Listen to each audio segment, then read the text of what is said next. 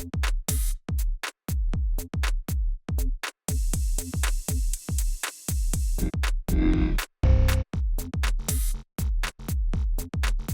right, well, I guess to get the ball rolling, I guess let's ask the simple question. What do LPs want today? That's right. As Preston said, all you have to do is keep your investors happy, right? Is that Right. If it was only that easy. Sure, sure.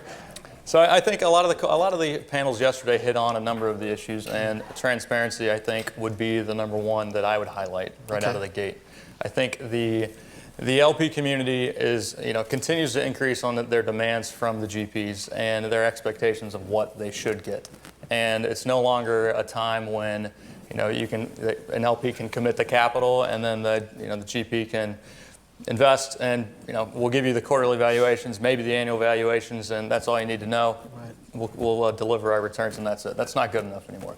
Okay. And the LPs are, they're subject to the boards. Everyone has expectations of what needs to be done, and these LPs are transparency is right out number one. And I think what I've seen is it's kind of a bifurcation between the large managers and the small managers, and who's able to raise capital and who's not. Sure. And if you're a large manager out there, the level of transparency might not be as good as if you're a small manager and you have difficulty raising capital. Right. What we've seen as an example would be, we have a client that is invested in an existing fund, and the manager was raising a new fund, and the client essentially had a high concentration to this manager, and so wanted to get comfortable that the projected returns of the current fund were what they really were. Sure. In order to make another sizable commitment to the next fund. Of course. And the manager was pushing back, essentially very reluctant to give them this level of information, and using the grounds that, well, we can't raise money on projected returns. We can't. There's regulations regarding marketing of the current fund and whatnot. Right. And the fact is, I'm an investor in this current fund. I have a right to this data. Right. And the GP was very reluctant to give it to them. And I think that's what ultimately happened. We were able to get that data. We were able to get comfortable with the projected returns and commit to that new fund. But that's an example of GPs. As much as as you guys sit in the audience, you're the managers, and the automatic response might be, transparency. Of course, if the investor wants it, of course they're going to get it. That's not how it is with a lot of managers out there.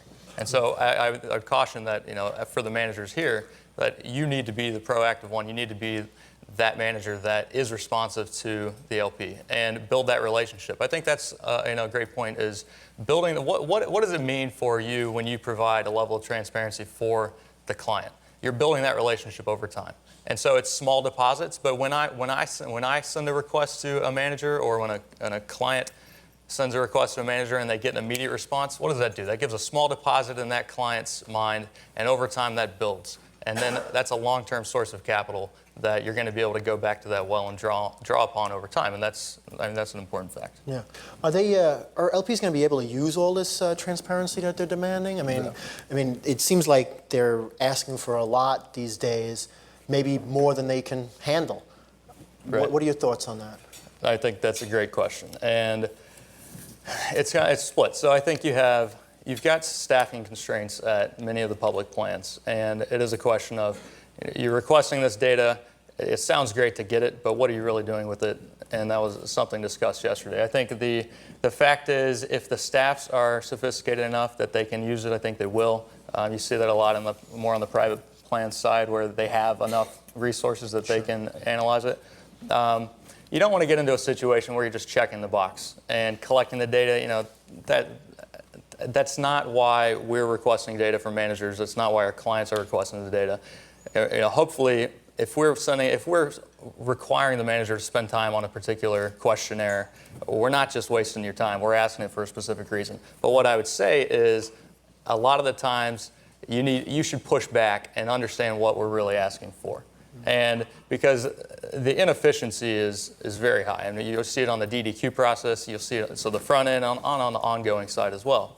And I think there is room for the managers to engage the LP more and ask them, what are you really trying to get at here? I can provide you whatever you need, but let's understand, because the questionnaires get bigger and bigger. I mean, I understand it as a consultant. I know what we send to the managers, and a lot of times it's a bear. And we know that you guys are staffing it with these. You've got your army of analysts that are completing these questionnaires. But what do you need? We can give it to you, and let's understand what the end goal is. Sure. In terms of due diligence, obviously that's another big area of concern for both managers and investors. Are the questionnaires going to get increasingly more complex as we keep going along, or? Yeah, I want to say no, but I think unfortunately the answer is yes. So I think I went running last night and I was thinking about this question, and I was thinking that there's an opportunity here. And so, yes, the questionnaires are going to continue to expand. I think the level of front-end due diligence is going to continue to increase. We talked about it yesterday with operational due diligence, and we're seeing the same thing. Our clients are increasingly focused on operational due diligence. Previously, several years ago, rarely discussed. Sure. And today, you have certain clients demanding that as a consultant, we split the process, and we have one consultant focused on the investment strategy and another consultant focused on operational due diligence. Sure. That's not every client, but that's some. Almost increasingly, a number of clients are demanding a separate section of the report that says, hey, we looked at their operations and we're comfortable with it. So that's almost a guarantee today. So operational due diligence is certainly an area of focus. But with respect to the DDQ, I think that there's an opportunity for, we talked about Europe and their adoption of NREV, the NREV DDQ. And so I did a quick survey before coming here of some major GPs, and were they seeing NREV, were they seeing ILPA? And similar results that ILPA is virtually not being used at all, and NREV from the European investors is. And so to me, if European investors have adopted this standard DDQ as a sort of a first stab at a due diligence process, I see no reason why the U.S. investors cannot move that direction over time. And yesterday, the 7-year question, 7 years from now, is the process going to be significantly streamlined? The answer is probably no. However, can we begin to move that way? Absolutely. There's no, because the process, so there's really no incentive for a consultant like myself to reduce that process, reduce the burden that we put on the managers. And so, we have a standard due diligence questionnaire, and so the process looks like this. Every year, different hot button issues arise as we continue to work, as we increase our experience and know what we're really looking for, and those questions get added onto the questionnaire. And so every year, additional questions get added, and all of a sudden it becomes this bear that you guys see every day. And so, are those questions ever going to be taken off the questionnaire? No. Yeah. So 10 years from now, what's it going to look like? It might be 100 pages.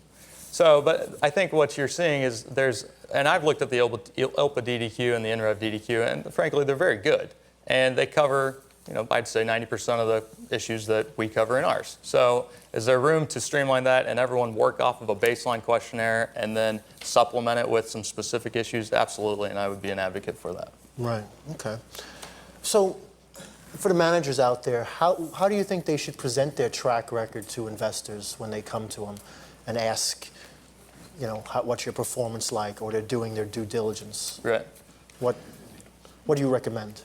Yeah, so I think LPs, immediately your first blush is to say, okay, what's your relative performance? Are you a top quartile performer? At Courtland, we have our Courtland Partners Index. It's a database of all performance managers out there, and we're able to compare on a vintage year basis by strategy how you perform. What were you, first quartile, second quartile? If you were fourth quartile, why? And if you we're probably not looking at you. So, that number one. So if you have a fund that is a relative performer, a top half performer, I'd say highlight that right out of the gate. You need to be able to convey that to your investors immediately. That's the number one thing. Absolute performance is okay. Obviously, it's important. But if you're from my side, you have to understand it's all about first or second quartile. So number one, I'd say that. And we talked a little bit earlier about the consistency of returns. We're looking for consistency. So we need to the extent that you can highlight the way that you've invested, your sensitivity to the market cycle, that's something important. Everyone's probably read Fooled by Randomness, and so every time I see a track record that we were great, we sold everything at the peak of the market, my first thought is, well, somebody had to, and so does that really mean anything? But I think it's important. There's always a question about whether or not it's just a momentum strategy, a momentum manager. And so to the extent you can differentiate yourself and show that you're sensitive to the market cycles, you understand where we are and how you've been prudent in the past, I think that goes a long way. Okay. Okay. So investors, obviously, a big area of concern for them is also fees as well. They're always putting pressure on fees, whether it's management fee or, the pref or whatever. Right. So how do you see the landscape for fees evolving right now and perhaps going forward over the next few years? So that was actually something I was surprised a little bit about yesterday. When the discussion of fees came up, it almost seemed that the response was that, no, we're not seeing fees move, and we expect it to stay that way. I would propose some caution on that front. I mean, I've seen nothing short of an increased focus on fees from the LP side over the last several years. And the reason for that is because it's much easier to reduce cost than to generate alpha.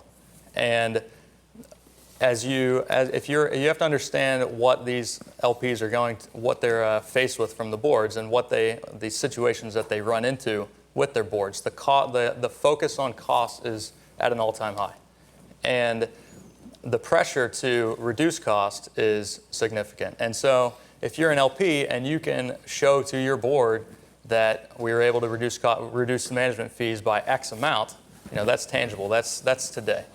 And if you're able to show that you reduce the promote, that's great, but that's long term, and in the long run, we're all dead anyways, right? So I think the management fee is a heavy focus, and I think that's going to continue to be pressure. The other thing what I wanted to discuss today was LP collaboration. And we're seeing from us increased aggregations among our client base to drive down fees with the managers. If we've got 4 or 5 clients going into a specific fund and we've got 400 of their $800 million fund, we expect fee breaks, and our clients expect fee breaks.